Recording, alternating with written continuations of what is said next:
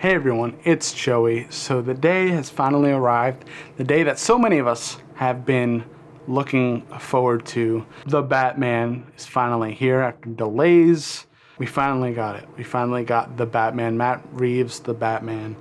And oh boy, do I have a lot of feelings about this movie. I've been on board since the beginning. I've always really loved Matt Reeves as a director. He directed one of my favorite movies of all time. Maybe if you're on this channel, if you've been a watcher of this channel previously, you'll know what movie I'm talking about. Cloverfield. Matt Reeves directed the original Cloverfield, and that was a big movie for me. That's the movie that kind of got me into wanting to make movies in a way. It just was so different from things I had seen. It felt different, monster movie with a love story at its core.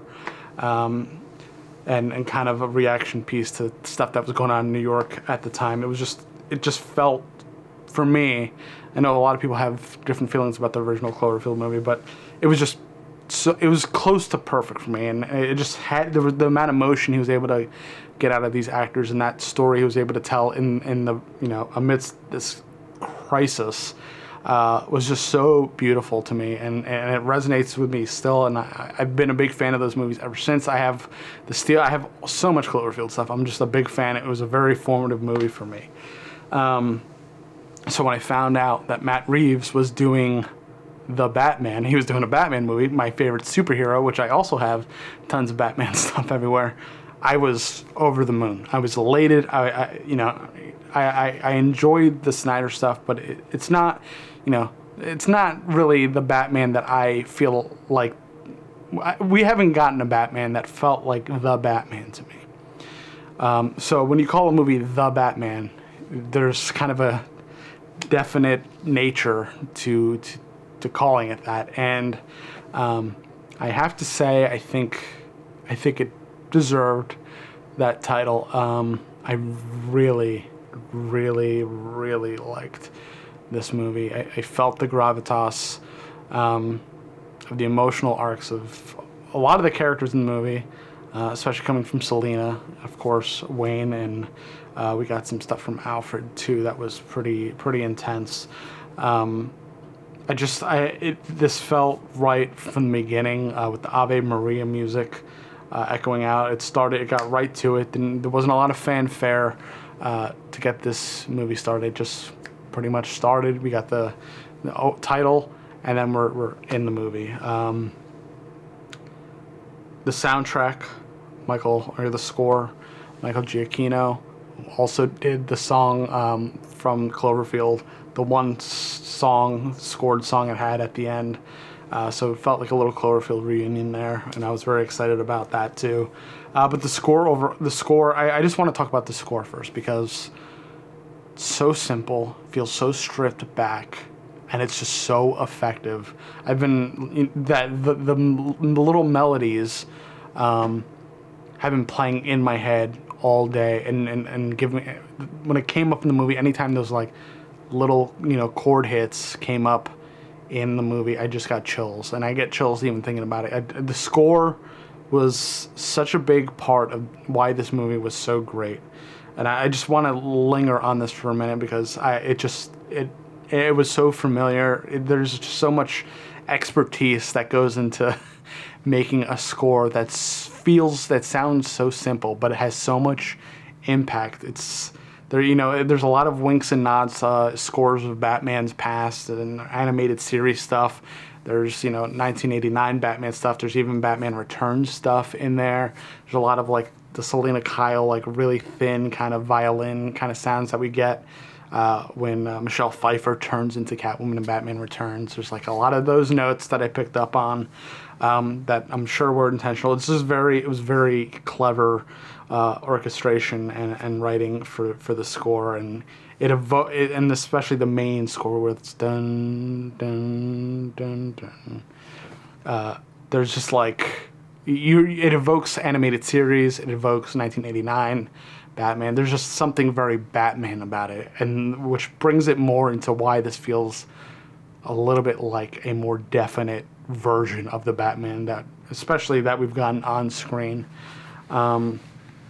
And almost immediately, there was something that came up in the movie.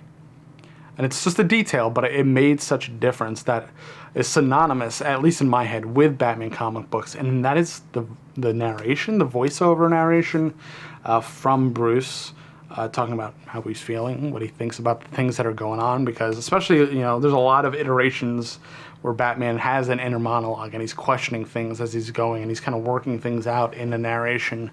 And we haven't really gotten that in a live action movie either. So when I heard that, I'm like, oh, I know this Batman. This is a young Batman, but this is a familiar Batman. And then it just kind of ties in more with the definite, everything, like there's all these just notes everywhere that kind of tie this version of the comic Batman that everybody loves from this major story, Long Halloween stuff.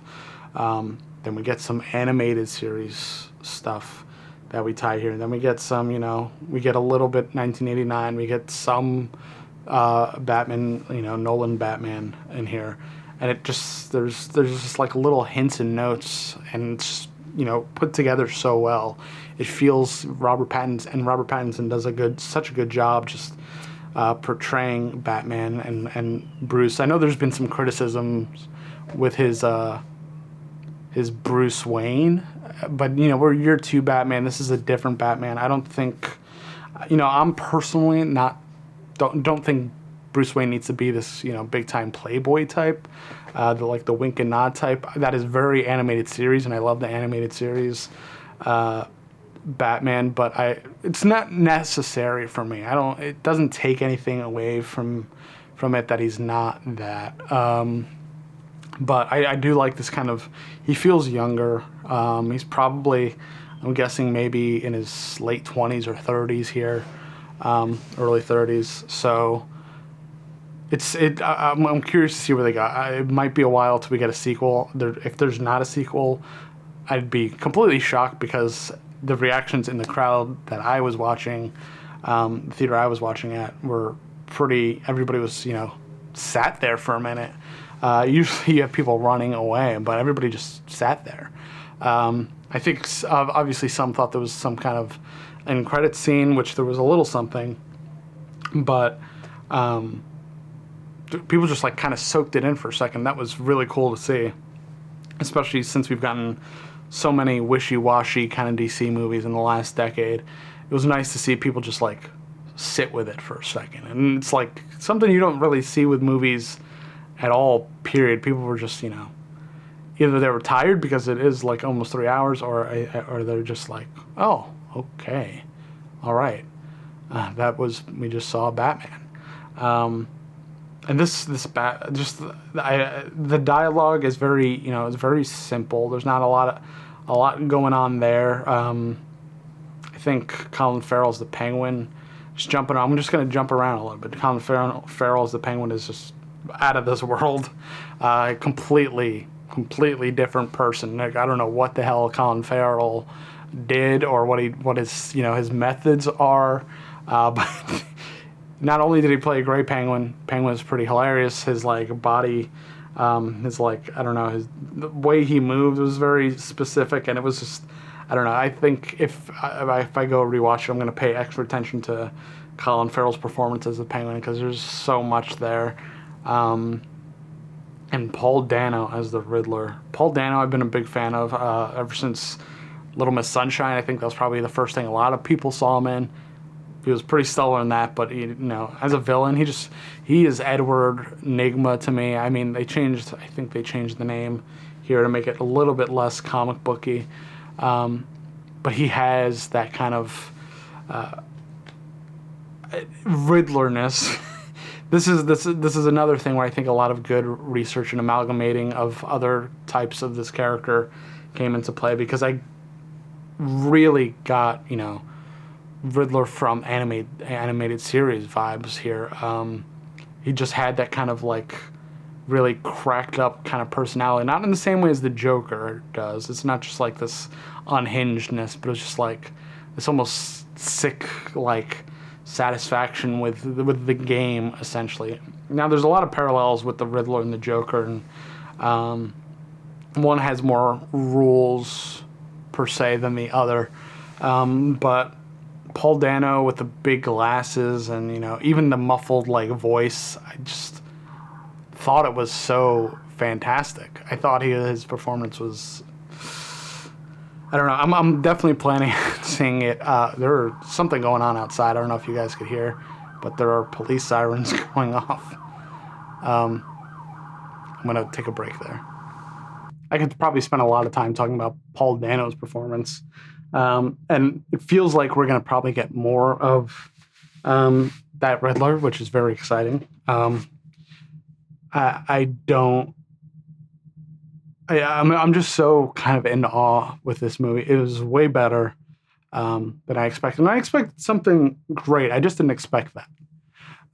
And I think it's probably the first Batman movie that ever made me tear up. There's the scene where they're in the garden and he lights the flare and starts leading people. Like he starts helping people, like just on the ground helping people.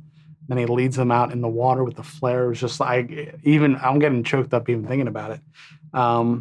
It was just so good. And the moment that basically like sealed the deal for Pattinson being Batman was in that same garden scene just earlier when he like basically destroys the roof and like just comes flying in.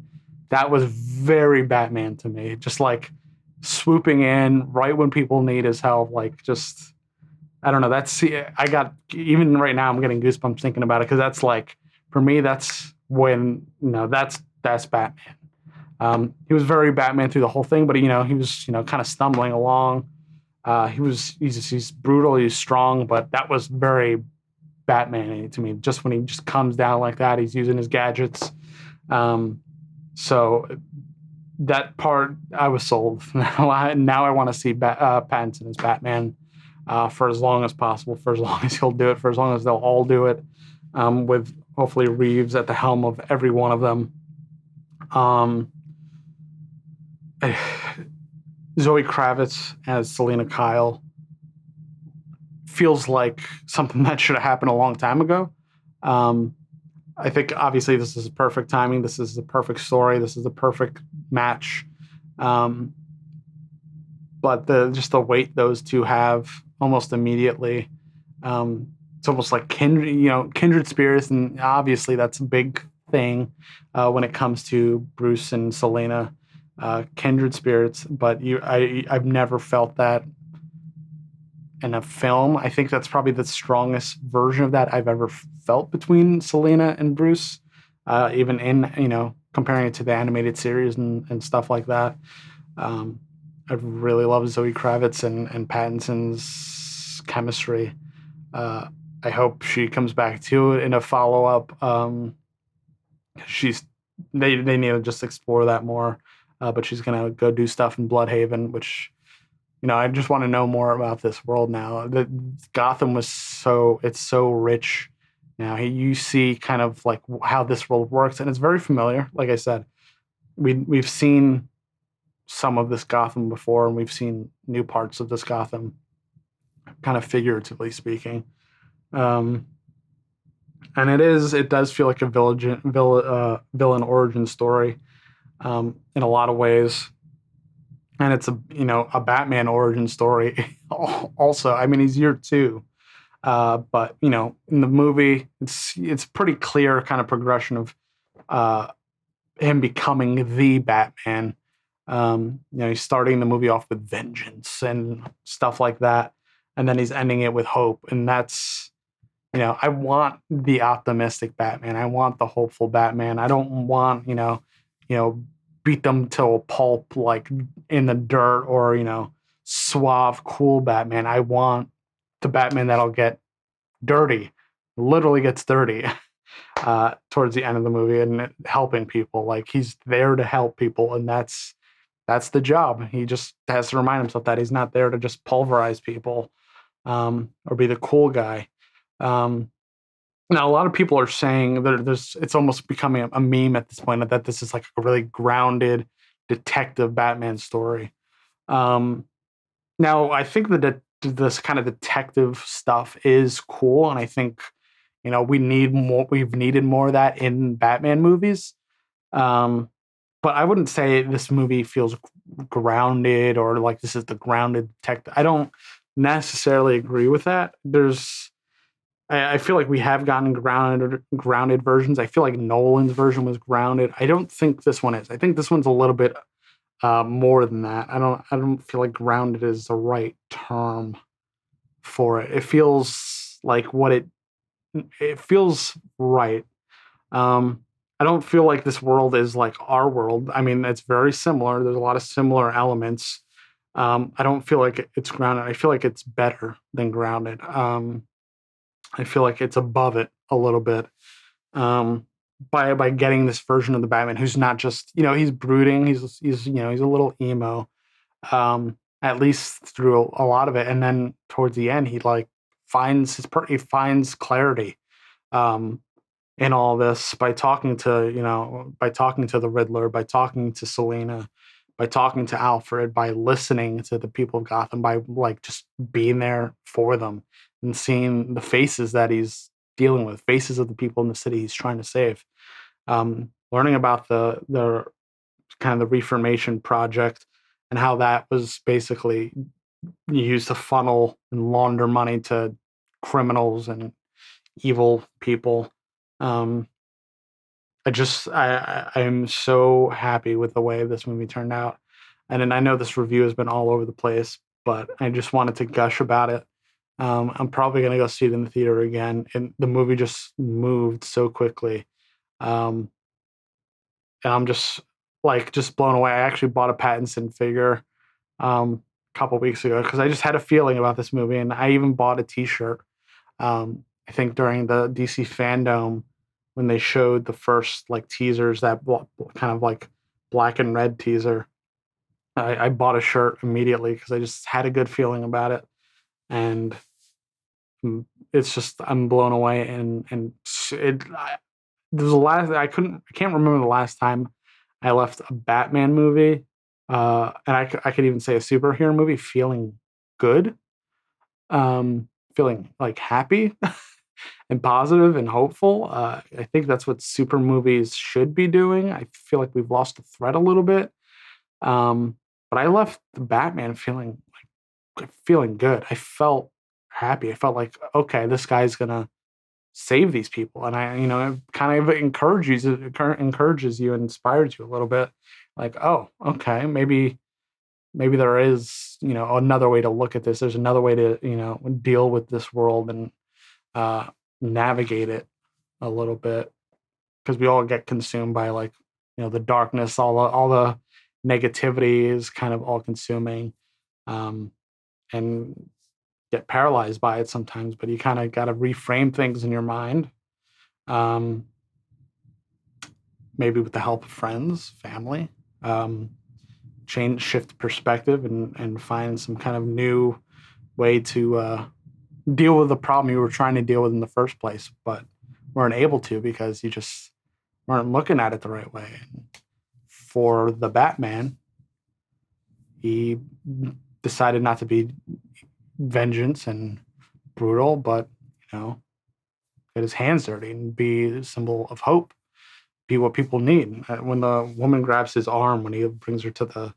stretcher, I'm like, been no version of the Batman, maybe animated series, that has gotten me like that, and that's it. I feel like just so full and like warm, when I think of this iteration and what that means for future Batman movies. It's just nice. Like it just feel like you get all the grit, you get all the all the fighting, you get the big boisterous music and personalities, and you get crazy Gotham, but you get the heart, which I feel like has been missing. It's not difficult, and that's why I was really confident that Matt Reeves would be able to pull it off, because he gave heart to a monster movie, chaotic, handheld, shaky cam monster movie that I fell in love with when I was 17. Now I'm 31, and he pulled it off again with another one of my favorite comic book character. Period. It made me kind of love the Batman the way I did when I was a kid. And even as an adult, kind of remind me of, you know, what's important a little bit. Before I go on, I'm just gonna leave it there and let you guys let me know what you thought of the Batman if you watched it. Are you gonna rewatch it? What were your issues with it, if you had any? Let me know in the comments. Thank you guys for watching. Subscribe, like the video, do all that stuff, and see you guys very soon.